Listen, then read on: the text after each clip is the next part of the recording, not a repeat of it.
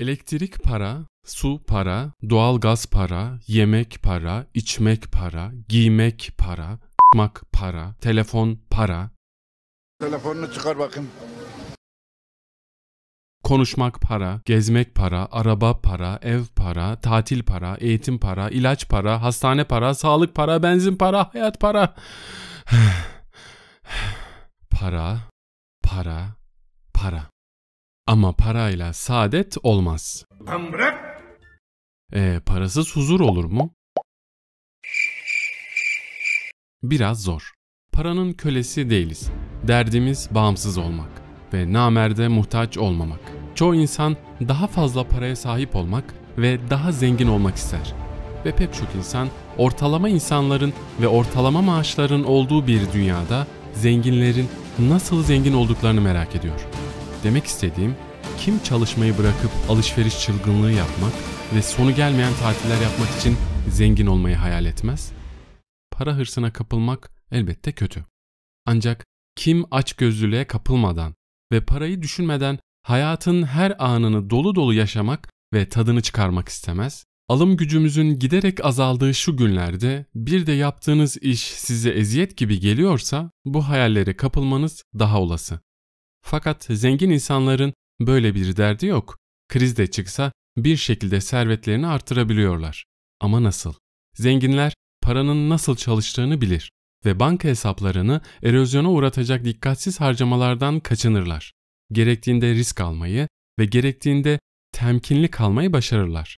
Uzun vadeli bağımsızlık ve zenginliğe odaklanırlar. Sıfırdan zenginler gezegendeki en zeki insanlar değil.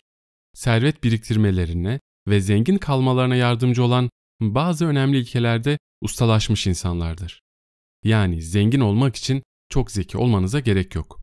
En önemlisi zenginler zenginliği öğrenilebilir bir beceri olarak görürler ve servetlerini korumalarına yardımcı olacak alışkanlıklar geliştirirler. Zenginlerin ve fakirlerin alışkanlıklarına göz attığınızda öğreneceğiniz ilk şeylerden biri fakir insanların çoğunun yaptığı ve zenginlerin çoğunun yapmadığı bazı şeylerin olduğudur. Televizyon izlemekten sabahları yatakta tembellik etmeye kadar pek çok zaman geçirme yöntemi zengin insanların yaptığı şeyler değildir. Bu kanalın zeki takipçileri fakat bazı şeyleri fakirlerin yapmaktan başka çaresi yok ki diye düşünebilir. Yoğun mesai saatleri, gelirin ancak giderleri karşılayabildiği ve uzun süren toplu taşıma seyahatleri gibi gerekçelerden bahsediyorum. Bunlar kesinlikle doğru. Haklısınız. Fakat birazdan paylaşacağımız tespitlerde yoksulların mecbur kaldıkları için yaptıklarına değil, sadece istedikleri için yaptıklarına odaklanmaya çalışacağız. Pek çok insan zengin ve fakir arasındaki zihinsel farklılıklardan bahseden bu tarz videolardan aslında nefret eder. Çünkü bu tür videoların temelde sadece insanlara doğru şekilde düşünmeyi veya doğru şeyleri yapmayı öğrenirlerse zengin olacaklarını söylediğini düşünürler.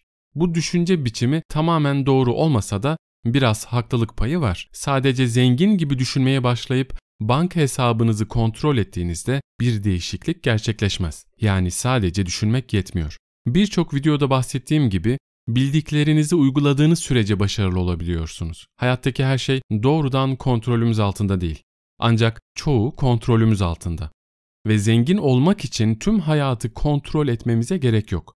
Sadece kontrol edebileceğimiz şeyler konusunda akıllı olmamız gerekiyor. O halde gelin kontrolümüz altında olan şeyleri nasıl yararımıza çalıştırabiliriz bunlara bakalım.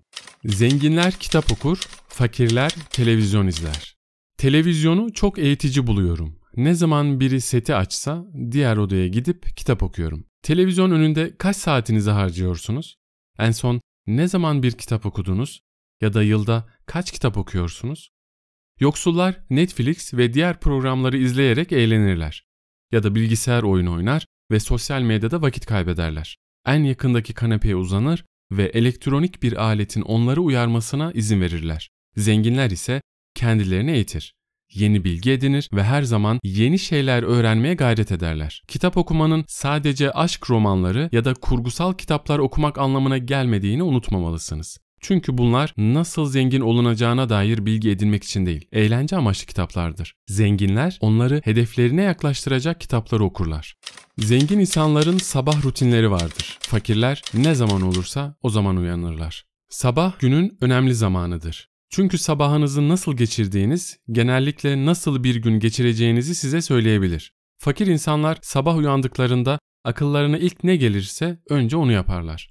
Genellikle telefonlarını kontrol eder, ardından belki de daha yataktayken yarım saat ya da 1 saat kadar telefonlarında boş boş dolaşırlar. Muhtemelen çok sonrasında kahvaltı yapar, televizyon izler ya da bazı arkadaşlarına mesaj atmak için yataktan kıvrılırlar. Oysa zenginler bunu yapmaz. Sabahlarını doğru yapılandırdıklarında çoğu insanın 24 saat yapabileceğinden daha fazlasını 2 saat yapabileceklerinin farkına varmış insanlardır. Yani bir sabah rutinleri vardır. Bunu bir kesinlik doğrultusunda ifade edip şunları yaparlar şeklinde bir rutin ifade etmek yanlış olacaktır. Herkes için farklılık arz eder. Ancak birçok zengin insan sabah 5'te kalkar ve spor salonuna gider. Bir kısmı ise sabah 10'da kalkar ve sabah yürüyüşüne çıkarlar. Sabah rutinlerinin hepsinin ortak noktası onları başarıya hazırlamak için doğal ritimlerinden yararlanmalarıdır. Zenginlerin olduğu noktaya ulaşmak için günün ilk saatinde ne yapacağınıza karar verin. Hemen telefonunuza mı yapışacaksınız? Yoksa sizi hedeflerinize ulaştıracak sürece sadık kalıp eyleme mi geçeceksiniz? Ne olursa olsun bir rutininizin olmasında fayda var. Yoksul insanlar çalışılan saatler açısından düşünürler. Zengin insanlar ise üretilen değer açısından düşünürler. Kazandığınız para, yarattığınız değerin simgesidir. Yoksul bir kişiye bugün üretken olup olmadığını sorduğunuzda cevapları çalışılan saat cinsindendir. Bugün iş yerinde 7 saat çalıştım. Bu projeye 3 saat harcadım. Bugün evi temizlemek için 2 saat falan harcadım.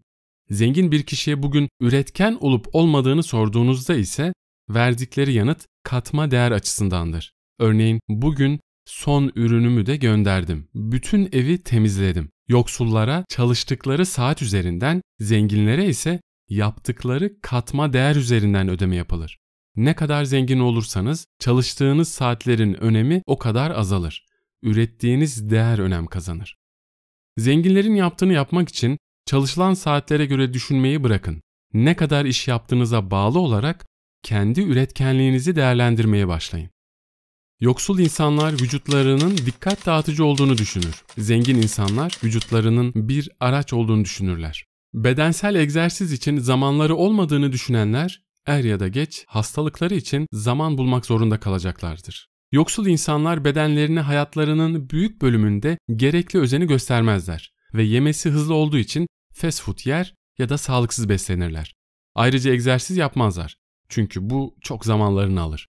Zamanlarının başka türlü harcanmasının daha iyi olacağını düşünürler. Zengin insanlar vücutlarının en önemli araçları olduğunu bilirler. Vücutları düzgün çalışmıyorsa hayatlarının geri kalanı da düzgün çalışmayacaktır. Zengin insanlar vücutlarına öncelik gösterir. Sağlıklı yiyecekler hazırlar ve yerler. En yoğun olduğu zamanlarında bile düzenli olarak egzersiz yapmaya çalışırlar. Zengin insanların yaptığını yapmak için vücudunuza sonradan ortaya çıkmış bir şey gibi davranmak yerine bir öncelik olarak davranın. Bunun için haftada birkaç kez spor salonuna gidebilirsiniz. Bir egzersiz uygulaması indirip evde jimnastik yapabilirsiniz. Bunun yanında bir fast food restoran yerine yeşil, taze şeyler yemeye gayret etmenizde fayda var.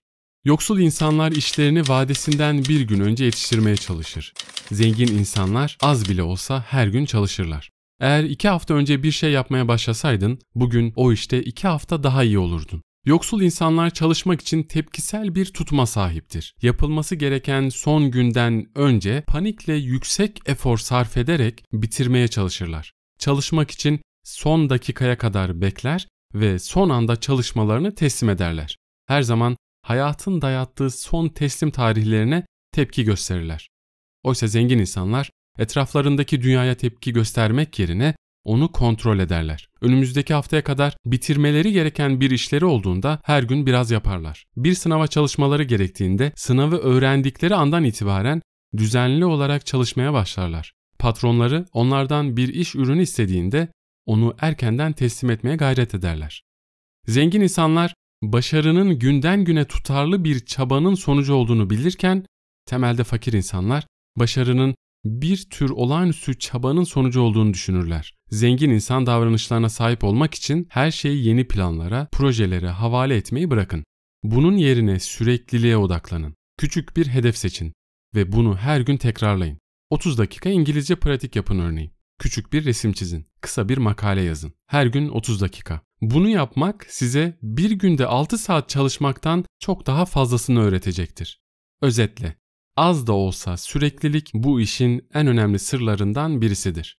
Fakir insanlar paralarını kontrol etmez. Oysa zenginler kontrol eder. Paranızda dengeyi yakalamak, yeterli paraya sahip olmanın anahtarıdır. Fakir insanlar paralarının sorumluluğunda olmazlar. Onlara tüm paralarının nereye ve ne zaman gittiğini gösteren bir para sistemleri yoktur. Ne kadar ve neye harcadıkları konusunda kabaca bir fikirleri olabilir. Ancak sadece tahminde bulunur ve buna göre tepki verirler. Oysa zengin insanlar paralarını kontrol eder.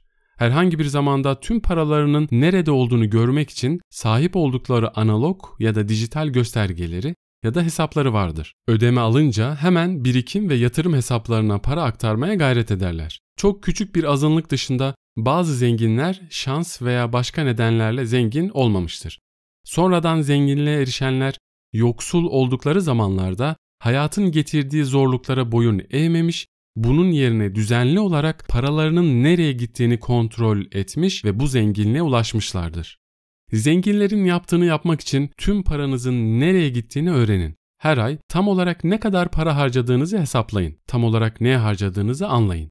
Böylelikle bütçenizdeki kara delikleri tespit edip kontrolü sağlamış olacaksınız. Zengin insanlar yatırıma odaklanır. Yoksulların varsa tasarrufları enflasyona maruz kalır. Yatırım portföyünden bir servet kazanan ünlü milyarder yatırımcı Warren Buffett'ı hepimiz biliriz.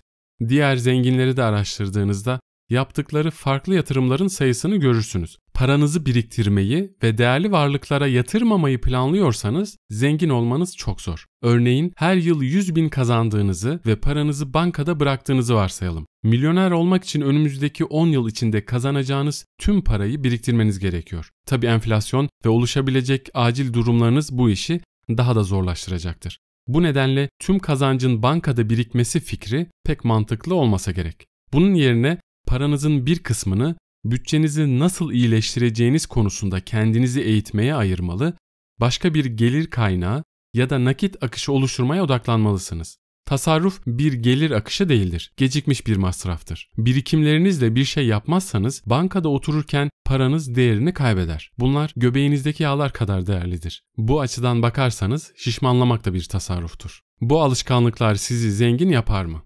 Elbette sadece bu adımları izleyerek kesinlikle zengin olursunuz demek çok iddialı olur. Ne de olsa birçok zengin kişi bunları yapmıyor. Zamanlarını video oyunları oynayarak, aşırı pahalı giyinerek ya da lüks harcamalar yaparak geçiren çok sayıda zengin çocuğu var. Bu faaliyetleri ortak kılan şey sizi zengin etmeleri değil, onları yapmak ya da yapmamak başarılı olmanızdaki olasılığı yüksek oranda artıracak olmasıdır. Örneğin okumayı ele alın. Tek başına okumak sizi başarılı kılmaz. Ancak düzenli olarak kurgusal olmayan kitapları okuyarak öğrenen insanlar bir sorunları olduğunda çözümlerini bulabileceği bir kitaba başvurabileceklerini bilirler. Sonuç olarak bir çözüm bulma olasılıkları okumayanlara göre çok daha yüksek olacaktır. Ve bu çözümün iyi olma olasılığı boş zamanlarını kedi videoları izleyerek geçiren bir kişiden çok daha fazladır. Ya da vücuduna iyi bakanları ele alalım. Egzersiz yapan ve doğru beslenen kişilerin sağlık sorunları yaşama olasılığı yapmayanlara göre çok daha azdır. Üstelik sürekli olarak kronik sağlık sorunlarıyla uğraşmadığınız zamanlarda servet inşa etmek veya bir şeyde başarılı olmak çok daha kolaydır. Şimdi yürüyüş yapan, kitap okuyan, egzersiz yapan, sağlıklı yemek yiyen ve tutarlı çaba sarf eden birini hayal edin.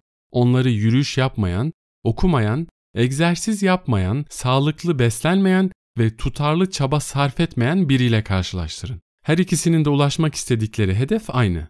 Sizce bu insanlardan hangisinin başarma olasılığı daha yüksek olur? Herkesin amacı zengin olmak değil elbette. Ancak bu videoyu buraya kadar izlediyseniz sizin amaçlarınızdan biri de bu. Durum buysa bu kötü alışkanlıklardan vazgeçmek ve onları faydalı olanlarla değiştirmek başarılı olma ihtimalinizi yüksek oranda artıracaktır. Son olarak, Finansal özgürlüğe ulaşmak ya da mali durumunuzu iyileştirmek istiyor ve somut olarak günlük hangi para alışkanlıklarına, rutinlere sahip olmak gerekiyor diye düşünüyorsanız bu videoyu izlemenizi tavsiye ederim. Elbette çok daha fazlasını oynatma listelerinde bulabilirsiniz.